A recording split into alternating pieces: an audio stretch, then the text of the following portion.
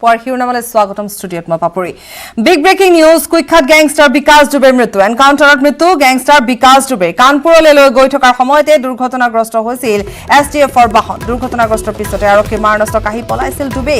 আত্মৰক্ষাৰ বাবে গুলীচালনা কৰিছিল আৰক্ষীয়ে দুৰ্ঘটনাৰ সময়ত 4গৰাকী আৰক্ষী জোৱান আহত হৈছে উত্তৰ প্ৰদেশ আৰক্ষীয়ে এই তথ্য সদৰি কৰিছে বৃহস্পতিবাৰে মধ্যপ্ৰদেশ আৰক্ষীয়ে উজ্জয়িনীৰ পৰা গ্ৰেপ্তাৰ কৰি কানপুৰ আৰক্ষীক সমজাই দিছিল বিকাশ দুবে আমি ইতিমধ্যে জনাইছো যে বিকাশ দুবে যেহেতু আত্মৰক্ষাৰ বাবে পলায়ন কৰিছিল আৰু সমান্তৰালভাৱে সেই সময়ছোৱাত কেইবাগৰাকীও আৰক্ষী লোক আহত হৈছিল বিকাশ দুবে গেংষ্টাৰ আৰু লগতে বিকাশ দুবে এগৰাকী ৰাজনীতিবিদ আছিল বিকাশ দুবেৰ ঘৰ কানপুৰৰ দেহাতত উত্তৰ প্ৰদেশৰ আৰু ইতিমধ্যে আমি জনাইছো যে বিকাশ দুবে নতুন ন তথ্য ইতিমধ্যে হাতত আহি পৰিছে বিকাশ দুবে সন্দৰ্ভত আৰু গেংষ্টাৰ বিকাশ দুবেৰ ন কাহিনী বহু ন ৰোমাঞ্চকৰ কাহিনী যেহেতু এতিয়া মুখে মুখে প্ৰচাৰিত হৈ পৰিছে বিকাশ দুবে অপহৰণ কাণ্ডৰ সৈতে জড়িত বিকাশ দুবে কেইবাটাও হত্যাকাণ্ডৰ সৈতে জড়িত আৰু লগতে আমি জনাই গৈছো যে বিকাশ দুবে যেহেতু যোৱা জুলাই 9 তাৰিখ অৰ্থাৎ কালিৰ দিনটোত মহাকালেশ্বৰ মন্দিৰত গ্ৰেপ্তাৰ কৰা হৈছিল আৰু এটা নাটকীয় পৰিৱেশ আছিল সেই সময়ছোৱাত বিকাশ দুবে নিজে কৈছিল আত্মসমৰ্পণ কৰিবলৈ যোৱা কথা আৰু বিকাশ দুবে সেই সময়ছোৱাত কৈছিল মই বিকাশ দুবে মই কানপুৰৰ বিকাশ দুবে আৰু তাৰ পাছতে বিকাশ দুবেক আৰক্ষীয়ে গ্ৰেপ্তাৰ কৰিছিল আৰু গ্ৰেপ্তাৰ কৰি লৈ গৈ থকাৰ সময়ত এই নতুনকে ঘটনাটো সংঘটিত হৈছিল বিকাশ দুবে যিখন বাহনত গৈছিল এছটিএফৰ বাহন দুৰ্ঘটনাগ্ৰস্ত হৈছিল বিকাশ দুবে তাৰে সুযোগ গ্ৰহণ কৰি পলাবলৈ চেষ্টা কৰিছিল আৰু পলাবলৈ চেষ্টা কৰা সময়ছোৱাত আৰক্ষীৰ পৰা মাৰণাস্ত্ৰও কাঢ়ি লৈ গৈছিল প্ৰথম অৱস্থাত দুখনকৈ দৃশ্য আমি এই মুহূৰ্তত দুটাকৈ দৃশ্য আপোনালোকক দেখুৱাইছে এটা হৈছে আৰক্ষী পৰিবেষ্টিত এয়া বিকাশ দুবে গ্ৰেপ্তাৰ কৰি অনা সময়ৰ দৃশ্য আন এটা দৃশ্য চিকিৎসালয়ৰ দৃশ্য য'ত বিকাশ দুবে আঘাতপ্ৰাপ্ত হোৱাৰ পাছত চিকিৎসালয়লৈ লৈ যোৱা হৈছিল যদিও ইতিমধ্যে চিকিৎসকে মৃত ঘোষণা কৰে দুটাকৈ দৃশ্য আমি দেখুৱাইছো আৰু দুটা ঘটনা ইতিমধ্যে আমি জনাইছো যে অতি নাটকীয়ভাৱে এই ঘটনা সংঘটিত হৈছে যে মহাকালেশ্বৰ মন্দিৰত গৈ বিকাশ দুবে কি ধৰণে কৈছিলে যে মই বিকাশ দুবে কানপুৰৰ বিকাশ দুবে কেইবাটাও হত্যাকাণ্ডৰ সৈতে জড়িত আৰু লগতে যেহেতু জনোৱাই হৈছে যে বিকাশ দুবে যেহেতু আৰক্ষী লোকক হত্যা কৰিছিল শেহতীয়াকৈ বিকাশ দুবে কেইবাগৰাকীও আৰক্ষী লোকক হত্যা কৰিছিল আৰু তাৰ পাছতে হস্তম হৈ পৰিছিল আৰক্ষী আৰু সমান্তৰালভাৱে বিকাশ দুবে পূৰ্বৰে পৰা আৰক্ষীৰ বাবে এক মূৰৰ কামোৰণি আছিল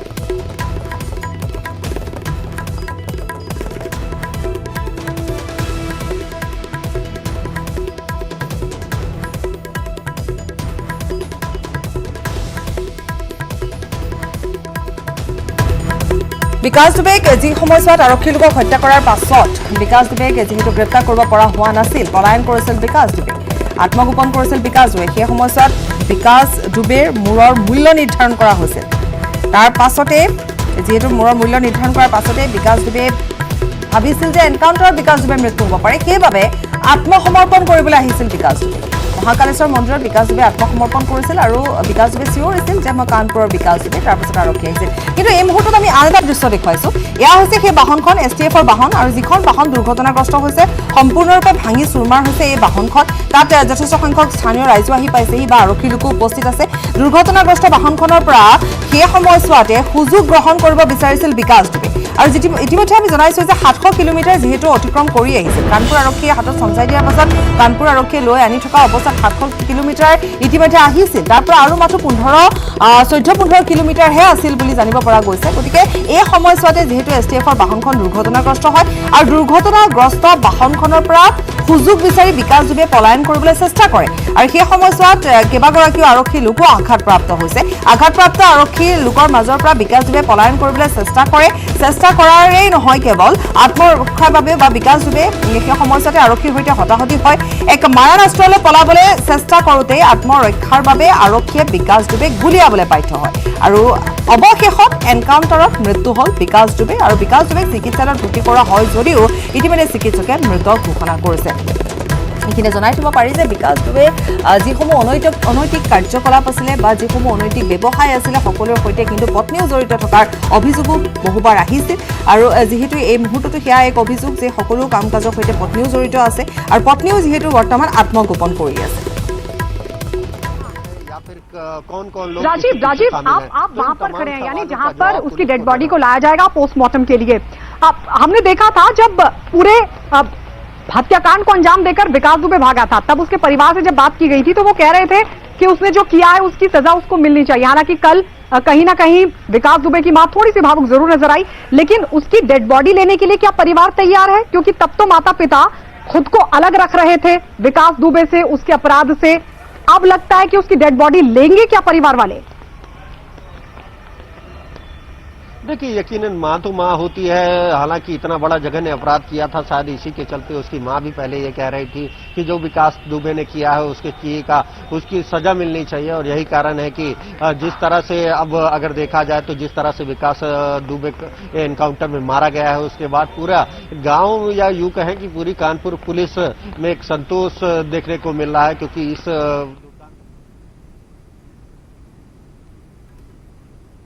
पूरे कानपुर पुलिस के लिए विकास दुबे एक बड़ी चुनौती बन गया था। ऐसे में अब देखने वाली बात यह होगी कि क्या विकास दुबे के जो परिजन हैं वो उसकी डेड बॉडी लेने आते हैं, क्योंकि अधिकतर जो उसके परिजन हैं वो पुलिस हिरासत में हैं। चाहे उसकी पत्नी हो, बेटा हो, उससे भी लगातार कानपुर की ही पुलिस लाइन में उससे पूछताछ की जा रही है कि आखिर ये पूरा घटनाक्रम कैसे रहा और जब ये घटना हुई तो उस वक्त आप कहाँ थी, या जो डीवीआर कहा जा रहा था कि जो पूरे घटनाक्रम का सीसीटीवी फुटेज था वो डीवीआर उनकी पत्नी पर लेकर भागने का आरोप था, तो उसको भी रिकवर कराने समेत तमाम ऐसे सवाल जो हैं जिनका जवाब अब तक पुलिस को नहीं मिला है वो पूछा जा रहा है। तो अब से उम्मीद जताई जा रही है, क्योंकि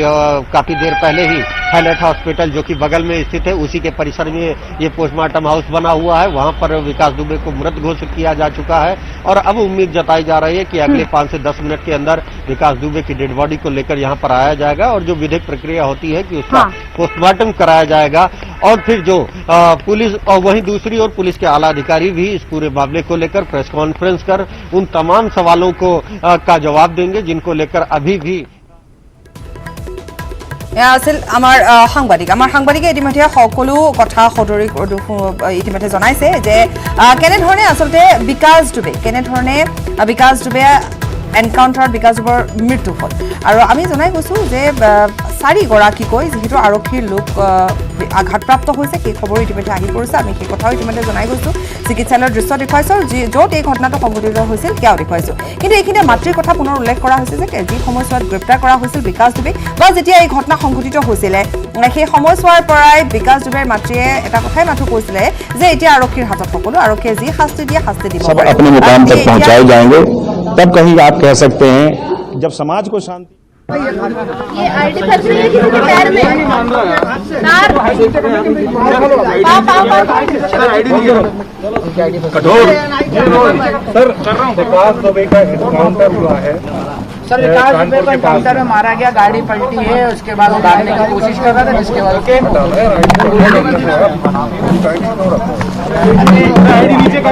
कानून ने अपना काम किया है। अफसोस और मातम की बात उन लोगों के लिए होगी जो लोग कल पकड़ लिया तो कह रहे थे कि जिंदा क्यों पकड़ लिया, आज मर गया तो कह रहे हैं कि मर कैसे गया, कई राज दफन हो गए। ये वो अफसोस कर रहे होंगे जो कल कुछ और कह रहे थे, आज कुछ और कह रहे हैं। कल दोनों जगह भाजपा की सरकार है ऐसा कह रहे थे। मित्रों, मध्य प्रदेश की पुलिस ने अपना काम किया, लेकिन सर गिरफ्तार करके उत्तर प्रदेश पुलिस के हवाले कर दिया। पूछ लो, आपने गैस बनती रहेगी। सर, मध्य प्रदेश पुलिस खुद चाहती थी कि जो विकास दुबे सुरक्षित पहुंचे ही ना। मध्य प्रदेश पुलिस उसको सीमा तक छोड़ के आई है। रात में उन्होंने अपनी सीमा की बॉर्डर से सुरक्षित उनको दे दिया। आपके पुलिस अधिकारी से सवाल किया गया क्या विकास दुबे सुरक्षित पहुंच पाएगा, तो उनका कहना था मैं उम्मीद करता हूं ना पहुंचे। ये उनका सोच हो सकता है, इस वक्त आप गृह मंत्री का सोच पूछ रहे हैं, मैं अपना बता रहा हूँ। दिग्विजय सिंह ने ट्वीट कर कहा है कि अब जो राजनीतिक कनेक्शन या अधिकारियों कल वो ट्वीट कर रही थी कांग्रेस, कल सवाल खड़े कर रही थी जिंदा कैसे पकड़ लिया, इतना दुर्दांत अपराधी। आज मर गया तो कह रहे हैं कि मर कैसे गया, कहीं राज दफन हो गए। कभी आपने देखा है कि इतनी ज्यादा त्वरित उन्होंने किसी आतंकवादी के लिए करा हो? नहीं कर सकते वो। कांग्रेस का सोच और मानसिकता भी परिलक्षित होती है। हमेशा सेना को कटघरे में खड़ा करना, जाबाज पुलिस अफसरों को खड़ा करना, ये कांग्रेस की मानसिकता है। सीबीआई जांच की मांग भी कर रहे हैं और साथ में ये कह रहे हैं कि सरकार अब क्या बचा है उसमें? सरकार न पलट जाए इसलिए जल्दबाजी में गाड़ी पलटा दी, क्योंकि सफेद पोस्ट जो नेता लोग संरक्षण दे रहे थे उसको उन्हीं की पार्टी का था, वो क्यों कह रहे हैं? हमारे पास तो वो पोस्टर रखे हैं जो ये कह रहे हैं। समाजवादी पार्टी के मुखिया, उनकी पार्टी का है, उनकी मां ने कल कहा है बेटे की ने। कल कांग्रेस ने आप पे भी आरोप लगाए थे कि आप कानपुर के प्रभारी थे, यहाँ उज्जैन के प्रभारी। अब फुर्सत में है वो तो क्या करेंगे, ट्वीट ही कर सकते हैं। देखो, दिग्विजय सिंह जी को कभी कोई रैली सभा में तो बुला नहीं रहा है, न वो जाने वाले हैं, तो अब ट्वीट ही तो करेंगे वो बैठे बैठे। इससे भी आप अधिकार छीनना चाहते हो उनका। तो वो सवाल कह रहे हैं कि वो अगर एनकाउंटर नहीं होता उसका, तो उत्तर प्रदेश और मध्य प्रदेश के कई ऐसे बड़े राजनेता हैं जिनके नामों का वो खुलासा कर देता। तो वो जिंदा पकड़ लिया तो कह रहे थे जिंदा क्यों पकड़ लिया? खुलासा करना होता तो कौन ने रोका था? कल वो 17 घंटे 12 घंटे रहा। ऐसा नहीं है, इनको तो हर चीज पर मातम मनाना है।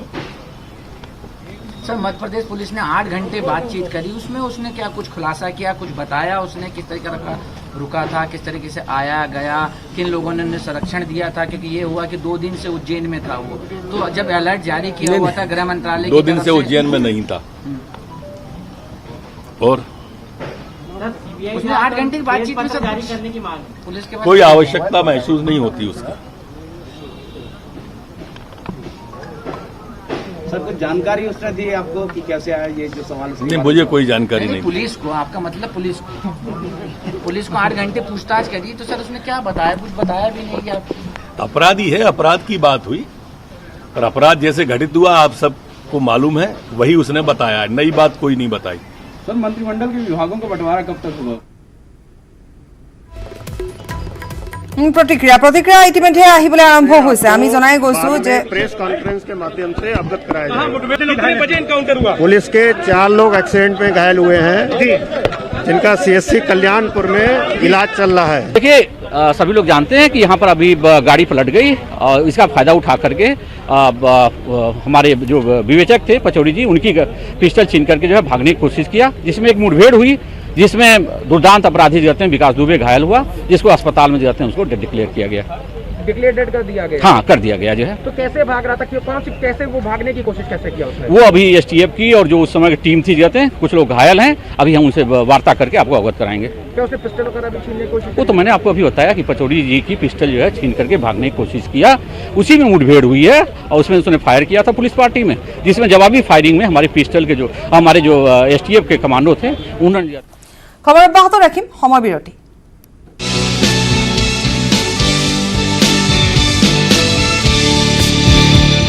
কৰোনা আক্ৰান্তৰ সংখ্যা বৃহস্পতিবাৰে ৰাজ্যজুৰি কৰোনাত আক্ৰান্ত হৈছে 568 গৰাকী লোক। ইয়াৰে 355 গৰাকী কৰোনা আক্ৰান্ত হৈছে গুৱাহাটী মহানগৰী। গুৱাহাটী মহানগৰীত 5000ৰ ঘৰ অতিক্ৰম কৰিলে কোভিড পজিটিভ কেছে। মহানগৰীত এই পৰ্যন্ত কৰোনাত আক্ৰান্ত হৈছে 5257 গৰাকী লোক। ইপিনে মুঠ 14600 গৰাকীলৈ বৃদ্ধি পালে কৰোনা আক্ৰান্তৰ সংখ্যা। অৱশ্যে 9147 গৰাকী কৰোনা আক্ৰান্ত ইতিমধ্যে আৰোগ্য হৈ ঘৰলৈ উভতিছে। এতিয়াও চিকিৎসাধীন হৈ আছে 5423 গৰাকী লোক। আনহাতে ৰাজ্যত মহামাৰী কৰোনায় প্ৰাণ লৈছে 27 গৰাকী লোকৰ।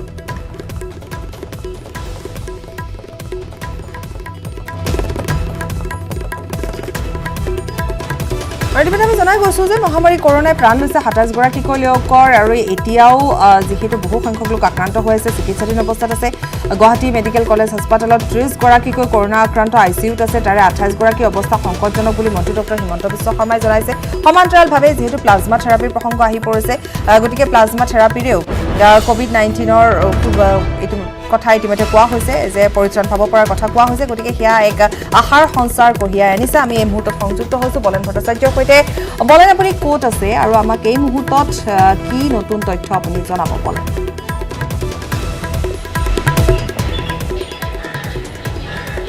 হয়, এই মুহূৰ্তত উপস্থিত আছোঁ মহেন্দ্ৰ মোহন হস্পিটেলৰ সন্মুখত উপস্থিত আছিলোঁ আৰু যোৱাকালি বিশেষকৈ এই হস্পিটেলখনতে 2গৰাকী ৰোগী কৃষক মুক্তি সংগ্ৰাম সমিতিৰ দুগৰাকী সদস্যৰ দেহত কোভিড-19 ধৰা পৰাৰ পিছত ইয়াৰ উত্তপ্ত পৰিস্থিতিৰ সৃষ্টি হৈছিলে আৰু তাৰ পিছত বিশেষকৈ আজি মহেন্দ্ৰ মোহন হাস্পতালৰ সন্মুখভাগত ইতিমধ্যে নিৰাপত্তা ব্যৱস্থাটো অধিকভাৱে কৰা হৈছে কাৰণ কেতিয়াও হয়তো স্বাস্থ্য বিভাগে বিচৰা নাই যে তেনেকুৱা ধৰণৰ কিছুমান বিষয় বা ৰাজহুৱা হওক বা তেনেকুৱা ধৰণৰ কিছুমান বিষয় আৰু ফাদিল হওক আৰু দেখিব পোৱা গৈছে এই মুহূৰ্তত মহেন্দ্ৰ মোহন হস্পিতালৰ সন্মুখত নিৰাপত্তাৰক্ষী ইয়াত এটা দেখিব পোৱা গৈছে আৰু তেনেকুৱা এটা পৰিৱেশৰ মাজত এই মুহূৰ্তত দেখিব পোৱা গৈছে যাতে স্বাস্থ্য খণ্ডৰ যি আচলতে মন্ত্ৰী হিমন্ত বিশ্ব শৰ্মা উল্লেখ কৰি আহিছে যি ধৰণৰ এটা প্ৰক্ৰিয়া বা ব্যৱস্থাৰ জৰিয়তে এই মুহূৰ্তত ৰাজ্যখনত কোভিডৰ বিৰুদ্ধে এটা যুঁজ দি আছে সেই যুঁজত যেন সকলোৱে সহযোগ কৰে আৰু বিভিন্ন ধৰণৰ অভিযোগ আহিছে বিভিন্ন ধৰণৰ লোকৰ পৰা সেই সমূহো যাতে ফালিজাৰী বিভাগৰ তৰফৰ পৰা চোৱা হয় তাৰ ব্যৱস্থা গ্ৰহণ কৰি থকা হৈছে কিন্তু আটাইতকৈ ডাঙৰ আৰু ভয়ংকৰ বিষয়টো হৈছে যে গুৱাহাটী মহানগৰীত এই মুহূৰ্তত দেখিব পোৱা গৈছে যে অধিক হাৰত সংক্ৰমণৰ সংখ্যা আৰু গণসংক্ৰমণ যদিও বা হ্ৰাস পাইছে কিছু পৰিমাণে কিন্তু যিসমূহ ৱাৰ্ডে এই মুহূৰ্তত ৰেপিড ৰেণ্ডম টেষ্ট চলাই থকা হৈছে সেইসমূহত কিন্তু সংখ্যা বৃদ্ধি পাইছে অৰ্থাৎ ক'ব পাৰি যে প্ৰতিদিনে প্ৰায় 350 পৰা 400 ৰোগীৰ দেহত কোভিড-19 ধৰা পৰি আছে গুৱাহাটী মহানগৰীত মাথোন এখন জিলাতে এই ধৰণৰ সংখ্যা বৃদ্ধি পোৱাটো নিশ্চিতভাৱে এটা এই ভয়ৰ ইংগিত যেন বহন কৰিছে যদিও বা যোৱাকালি নিশাৰ ভাগত যেতিয়া মন্ত্ৰী হিমন্ত বিশ্ব শৰ্মাই এটা টুইট কৰিছিল তেতিয়া লিখা হৈছে যে মহানগৰবাসী আতংকিত হোৱাৰ কোনো কাৰণ নাই বুলি কৈছে ইয়াৰ বিপৰীতে জনতাক সজাগ সচেতনৰ কথা কোৱা হৈছে কিন্তু মোৰ এটা প্ৰশ্ন আহিছে যে গুৱাহাটী মহানগৰীত সম্পূৰ্ণ লকডাউনৰ ফলস্বৰূপে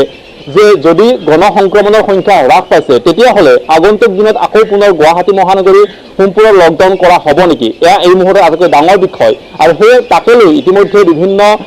মহল এই মুহূৰ্তত ব্যৱসায় তথা বিভিন্ন চাকৰি বা অনুষ্ঠানত জড়িত লোকসকলৰ মাজত এই মুহূৰ্তত আটাইতকৈ ডাঙৰ প্ৰশ্ন যে গুৱাহাটী মহানগৰী পুনৰবাৰ লকডাউন কৰা হ'ব নেকি বা গুৱাহাটীৰ লগত পুনৰ যোগাযোগ বিচ্ছিন্ন হৈ থাকিব নেকি এয়া এক ডাঙৰ প্ৰশ্ন কিন্তু যদিও বা এই মুহূৰ্তত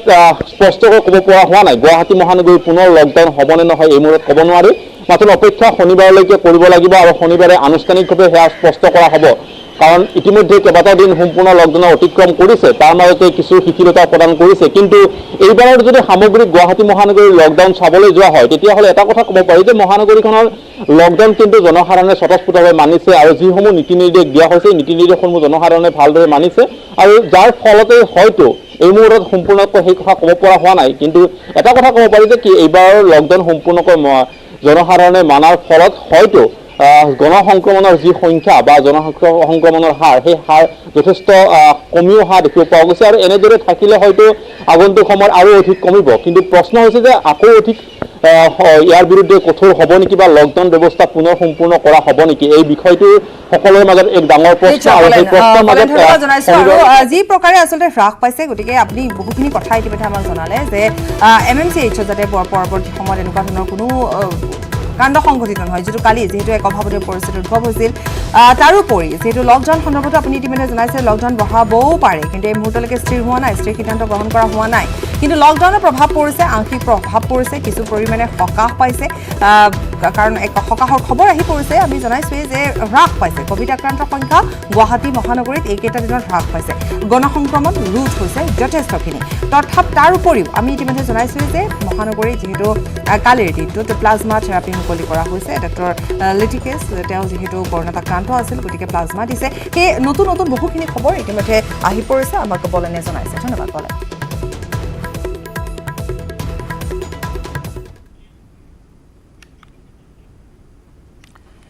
আৰু ইতিমধ্যে আমি কোভিড আক্ৰান্তৰ সংখ্যা জনাই গৈছো গতিকে সমান্তৰালভাৱে আমি জনাই যাম যে পাইকাৰী ব্যৱসায়ীলৈ নতুন নিৰ্দেশনা দিছে চৰকাৰে আৰু আজি গুদামত সামগ্ৰী মজুতৰ অনুমতি দিয়া হৈছে কাইলৈ খুচুৰা ব্যৱসায়ীক দিব পাৰিব সামগ্ৰী কাইলৈ খোলা থাকিব গেলামালৰ দোকান পুনৰ এবাৰ জনাইছো যে পাইকাৰী ব্যৱসায়ীলৈ নতুন নিৰ্দেশনা জাৰি কৰিছে ইতিমধ্যে চৰকাৰে আজি গুদামত সামগ্ৰী মজুতৰ অনুমতি দিয়া হৈছে আৰু কাইলৈ খুচুৰা ব্যৱসায়ীক সামগ্ৰী দিব পাৰিব কাইলৈ খোলা থাকিব গেলামালৰ দোকান যেহেতু খুব কম সংখ্যক গেলামালৰ দোকানহে খুলিবলৈ দিয়া হৈছিলে যাতে আছুতীয়াকৈ থকা যিসমূহ গেলামালৰ দোকান য'ত বহু সংখ্যক লোকৰ সমাগম হ'ব নোৱাৰে বা এক দীঘলীয়া শাৰী যাতে নহয় তেনেকুৱা বা জনসমাগম যাতে নহয়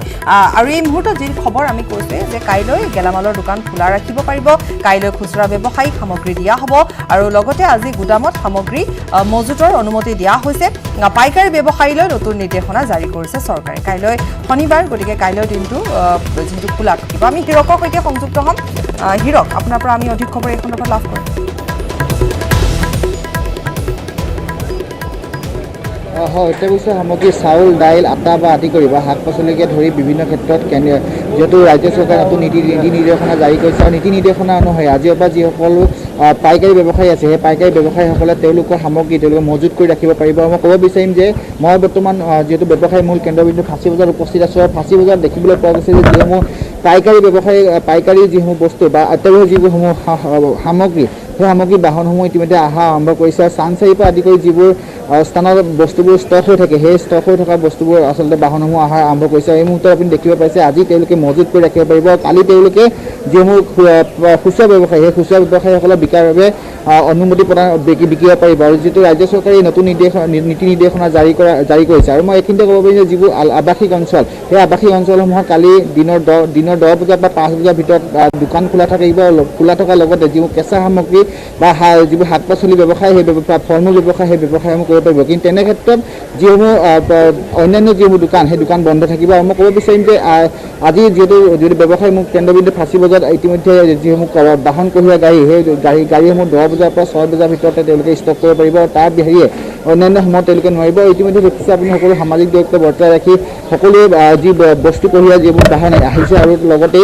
ইয়াত সকলো বস্তু ষ্টক কৰি ৰখা হৈছে যাতে লকডাউন যদি পুনৰ বৃদ্ধি হয় লকডাউন বৃদ্ধি হ'লে যাতে কোনো ধৰণৰ অসুবিধাৰ সন্মুখীন নহয় তাৰ প্ৰতি লক্ষ্য ৰাখি এনেধৰণৰ কাম কৰা হৈছে আৰু যিসকল পাইকাৰী ব্যৱসায়ী সেই পাইকাৰী ব্যৱসায়ীসকলৰ সৈতে কথা পাতিম আজিৰ পৰা বস্তু অহা আৰম্ভ হৈছে আপোনালোকক ষ্টক কৰিব পাৰিব আজি আপোনালোক আজি ষ্টক হ'ব কালি চেল হ'ব কেনেধৰণে কৰা হৈছে সমগ্ৰ যিটো আজি চৰকাৰী যিটো নীতি নিৰ্দেশনা দিয়া হৈছে কেনেধৰণে আপোনালোকে কৰিছে নাই আজি চেল নহ'ব আজি একেবাৰে ষ্টক কৰিব ইয়াতে কিমান সামগ্ৰী আহিছে এতিয়ালৈকে ৰাইচ আহিছে মোৰ আটা মেদা আহিব অলপ পিছত কিমান আহিছে এতিয়ালৈকে ৰাইচ আহিছে দুটা গাড়ী আহিছে বস্তু কোনো ধৰণৰ অসুবিধা নহয় কিয় বস্তু অসুবিধা হ'ব নেকি কোনো নাই বস্তুৰ অসুবিধা নাই শ্বৰ্টেজ নাই মালৰ কালি আপোনালোকে বিকিব কালি 10টা পিছত হয় এনেদৰে দেখিছে আপুনি চাউল দাইলকে ধৰি আদি কৰি আটা বা যিসমূহ প্ৰয়োজনীয় সামগ্ৰী সেইসমূহ সকলোবোৰ সামগ্ৰী আহিছে আৰু সকলোবোৰ সামগ্ৰী যিহেতু চৰকাৰে যি ন্যূনতম মূল্য ধৰি দিছে তাৰ ভিত্তিত তেওঁলোকে বিক্ৰী কৰিব লাগিব মই ক'ব বিচাৰিম যে প্ৰতি বেগ আলু কেজিত 2200 পৰা 2300 টকা পৰ্যন্ত ঠিক একেদৰে পিঁয়াজৰ মূল্য 2300 পৰা 2400 টকা পৰ্যন্ত নিৰ্ধাৰণ কৰা হৈছে আৰু যি 10 বজাৰ পৰা 6 বজালৈ যিসমূহ গাড়ী আহিব চাংচাৰিকে ধৰি আদি কৰি বা যিবোৰ বিভিন্ন স্থানত বস্তুবোৰ ষ্টক হৈ থাকে বা ফাঁচী বজাৰলৈ ব্যৱসায়ী মূল কেন্দ্ৰবিন্দু ফাঁচী বজাৰলৈ আহে তেনে সেই গাড়ীসমূহ আহিব পাৰিব অহাৰ পিছত তেওঁলোকে এই স্থানত ষ্টক কৰিব পাৰিব কালি তেওঁলোকে বিক্ৰী কৰিবলৈ অনুমতি প্ৰদান কৰা হৈছে অৰ্থাৎ হিৰক আপুনি এটা কথা ইতিমধ্যে উল্লেখ কৰিছে যদি কাইলৈ দিনটোত যিহেতু সকলো সামগ্ৰীৰ বিক্ৰীৰ অনুমতি দিয়া হৈছে গতিকে গেলামালৰ দোকান খোলা থাকিব আপুনি ইতিমধ্যে কৈছে যে পাইকাৰী দোকানত কোনো বস্তুৰে কিন্তু অভাৱ নাই বা নাটনি নাই সকলো বস্তু মজুত আছে গতিকে নাটনি বা কৃত্ৰিম নাটনি প্ৰসংগ কাইলৈ দিনটোত কিন্তু উত্থাপন হ'ব নালাগে হিৰক হয় যিহেতু সকলো বস্তু মজুত আছে তাৰ প্ৰতি লক্ষ্য ৰাখি যিটো নাটনি হোৱা কোনো ধৰণৰ অসুবিধাৰ সন্মুখীন নহয় আৰু যিটো লকডাউন বৃদ্ধি হোৱাৰ সম্ভাৱনা আছে তাৰে পৰিলক্ষিত ৰাজ্য চৰকাৰে এনেধৰণৰ নীতি নিৰ্দেশনা জাৰি কৰিছে আৰু মই পুনৰ ক'ব বিচাৰিম যে আজি 10 বজাৰ পৰা আজি পুৱা 10 বজাৰ পৰা 6 বজালৈকে যিহেতু মালবাহী কঢ়িওৱা ট্ৰাক সেই ট্ৰাকসমূহ ফাঁচী বজাৰত সোমাব পাৰিব অৰ্থাৎ গুৱাহাটী মহানগৰীত সোমাব পাৰিব আৰু তাৰ বাহিৰে 6 বজাৰ পিছত কোনো ধৰণৰ ট্ৰাক সোমাব দিয়া নহ'ব আজি তেওঁলোকে মজুত কৰি ৰাখিব পাৰিব মজুত কৰাৰ পিছত কালি তেওঁলোকে পাইকাৰী যিসকল ব্যৱসায়ী আছে পাইকাৰী ব্যৱসায়ী চৰকাৰে যি ন্যূনতম মূল্য নিৰ্ধাৰণ কৰিছে তাৰ ভিত্তিত তেওঁলোকে বিক্ৰী কৰিব পাৰিব আৰু কোনো লোকে যদি তাৰ ওপৰত যদি বস্তু ক্ৰয় কৰে বা বস্তু বিকে তেন্তে চৰকাৰে বিহিত ব্যৱস্থা গ্ৰহণ কৰাৰ কথা ইতিমধ্যে স্পষ্ট প্ৰকাশ কৰিছে আৰু মই ক'ব বিচাৰিম যে কালি যিসমূহ আৱাসিক অঞ্চলৰ দোকান পোহাৰ সেই দোকান পোহাৰসমূহ 10 বজাৰ পৰা 5 বজালৈ খোলা থাকিব আৰু দোকান পোহাৰৰ লগতে শাক পাচলি যিসমূহ ব্যৱসায় সেই ব্যৱসায়ীসকলে তেওঁলোকে আৱাসিক অঞ্চলসমূহত তেওঁলোকে শাক পাচলি বিক্ৰী কৰিব পাৰিব অৰ্থাৎ 10 বজাৰ পৰা 5 বজাৰ ভিতৰত তেওঁলোকে শাক পাচলিসমূহ বিক্ৰী কৰিব পাৰিব আৰু শাক পাচলিৰ লগতে ফল মূলো বিক্ৰী কৰাৰ বাবে অনুমতি ইতিমধ্যে প্ৰদান কৰা হৈছে কিন্তু যিহেতু 12 তাৰিখে কোনো ধৰণৰ শাক পাচলি বা ফল মূল আদি বিক্ৰী কৰাৰ বাবে অনুমতি দিয়া নাই কিন্তু কেৱল যিবোৰ পাইকাৰী যিসকল খুচুৰা ব্যৱসায়ী সেই খুচুৰা ব্যৱসায়ীসকল দোকান খোলাৰ সম্ভাৱনা আছে ইয়াৰ বাবে দেখিব পোৱা গৈছিল যে শাক পাচলি বিক্ৰীৰ ক্ষেত্ৰত 6 আৰু 8 তাৰিখে 133টা স্থান জিলা প্ৰশাসনৰ লগতে মাৰ্কেটিং বোৰ্ডে নিৰ্ধাৰণ কৰি দিছিল আৰু 133টা বজাত সেই শাক পাচলি বিক্ৰী কৰা হৈছিল আৰু এনেধৰণে বিভিন্ন নীতি নিৰ্দেশনাৰ মাজেৰে যিহেতু এই সকলোবোৰ কাম কৰা হৈছে আৰু ৰাজ্য চৰকাৰে এই ক্ষেত্ৰতো অত্যাৱশ্যক সামগ্ৰীৰ ক্ষেত্ৰত যাতে কোনো ধৰণৰ নাটনি নহয় তাৰ প্ৰতি লক্ষ্য ৰাখি এনেধৰণৰ ব্যৱস্থা গ্ৰহণ কৰিছে নিশ্চয় হিৰক ধন্যবাদ জনাইছোঁ আপোনাক আৰু হিৰকে ইতিমধ্যে জনালে জনালে কাইলৈ দিনটোৰ বাবে ইতিমধ্যে সামগ্ৰী আহিছে আমি দেখুৱাইছো আপোনালোকক সামগ্ৰীসমূহ যেহেতু পাইকাৰী যিসমূহ ব্যৱসায়ী প্ৰতিষ্ঠান আছে তালৈ সামগ্ৰীসমূহ ইতিমধ্যে লৈ অনা হৈছে গুদামত মজুত আছে গতিকে কাইলৈ শনিবাৰ কাইলৈ দিনটো দি থোৱা আছে কাইলৈৰ দিনটোত সকলো সামগ্ৰী পোৱা যাব ফলমূল বা পাচলিও কাইলৈ দিনটো দিয়া হ'ব গতিকে নতুন নিৰ্দেশনা এয়া আমি পৰৱৰ্তী সময়ত এই নতুন নিৰ্দেশনা সন্দৰ্ভত আৰু অধিক সবিস্তাৰে জনাম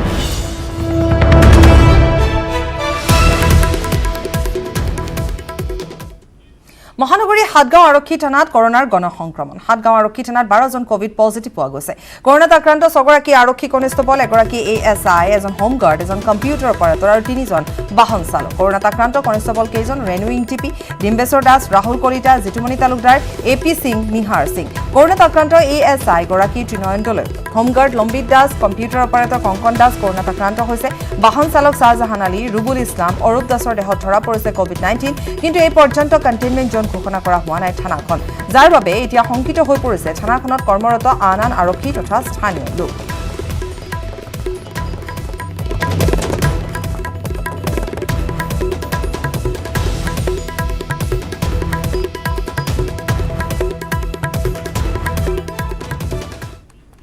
আৰু ইয়াৰে সৈতে পুৱাৰ শিৰোনামৰ পৰা বিদায় লৈছো নমস্কাৰ